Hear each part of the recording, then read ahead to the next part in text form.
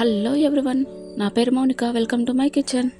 Half day school lunch box recipe సిరీస్లో day 7. ఈ వీడియోలో ఏ విధంగా దోశను వేసానో చూడండి.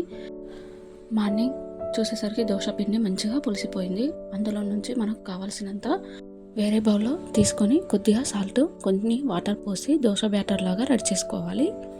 ఇలా చేసుకుంటే పిల్లలు కూడా చాలా ఇష్టంగా తింటారు దోశలను. ఈ దోశ బ్యాటర్ని మంచిగా కలుపుకున్న తర్వాత స్టవ్ వెలిగించి స్టవ్ పైన పెనం పెట్టి మంచిగా వేడి కానివ్వాలి. ఇక్కడ నేను ఈ దోశల కోసం నెయ్యిని యూజ్ చేస్తున్నాను. నెయ్యి ఇలా గడ్డ కట్టింది ఉంటే దోశ పైన ఆల్రెడీ వేడి చేస్తున్నాం కాబట్టి ఈ నెయ్యి కూడా కరిగిపోతుంది. ఇది హోమ్ మేడ్ నెయ్యే. ఇప్పుడు ఇక్కడ పౌడర్ చూడండి. ఈ పౌడర్ మీరు నన్ను ఫాలో అయిన వాళ్ళైతే ఇదేం పౌడర్ మీకు తెలిసిపోతుంది. పప్పులతోని ఎండుమిర్చితోని వేయించి చేసిన పౌడర్ చాలా టేస్టీగా ఉంటుంది. ఇప్పుడు దీనికోసం దోశను ఇలా మందంగా వేసుకోవాలి.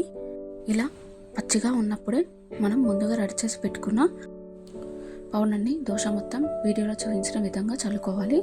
ఇప్పుడు దోశ మొత్తం అక్కడక్కడ నెయ్యిని వీడియోలో చూపించిన విధంగా వేసుకొని వెంటనే స్పూన్తో ఇలా స్ప్రెడ్ చేయాలి. దీనివల్ల పొడి అనేది మనం వేసుకున్న పొడి రాలిపోకుండా ఉంటుంది.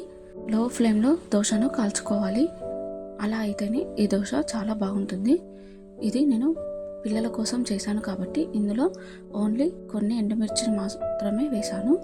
మనం అంటే పెద్దవాళ్ళకి కావాలనుకుంటే, స్పైసీగా కావాలనుకుంటే ఇందులో కొంచెం పొడి కారం కూడా యాడ్ చేసుకొని చల్లుకుంటే ఇంకా స్పైసీగా ఉంటుంది దోశ.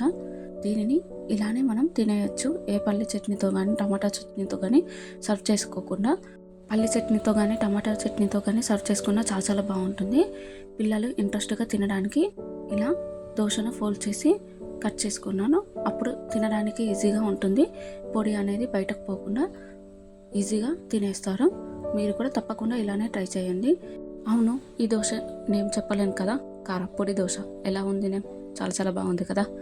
మీరు మీ పిల్లలకి ఈరోజు ఎలాంటి లంచ్ బాక్స్ పెట్టించారో కామెంట్ చేయండి. ఈ వీడియో మీకు నచ్చిందని అనుకుంటున్నాను. నచ్చితే please like, share, subscribe and comment చేయడం మాత్రం అస్సలు మర్చిపోకండి. థ్యాంక్ యూ సో మచ్ వీడియోని చివరి వరకు చూసినందుకు.